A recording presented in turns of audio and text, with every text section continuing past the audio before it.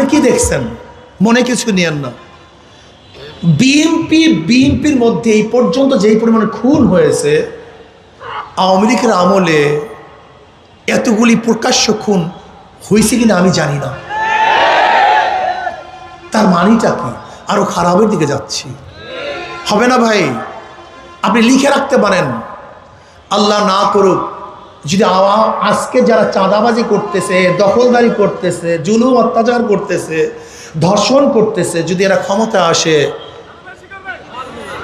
আসতে কয় বাড়বে না কমবে? তাহলে বাড়বে কেন হুজুর?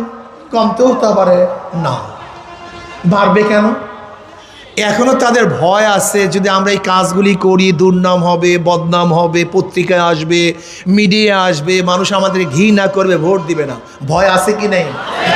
এই জন্য দেখবেন নেতারা বারবার বলে, খবরদার একটু অপেক্ষা করো, খবরদার একটু অপেক্ষা করো, চুপে চাপে চাঁদাবাজি করো, প্রকাশ্যে করিও না, একটু অপেক্ষা করো। বলে কি বলে না? শুধু ভয়। কি বলে? এই কয়টা দিন একটু পাও ধরো, ঠ্যাং ধরো, এই কয়টা দিন একটু পাও ধরো, ঠ্যাং ধরো। ঠ্যাং ধরা খারাপ কিছু না, এরপর 5 বছর তোমাদের পাও ধরবে। বলে কি বলে না?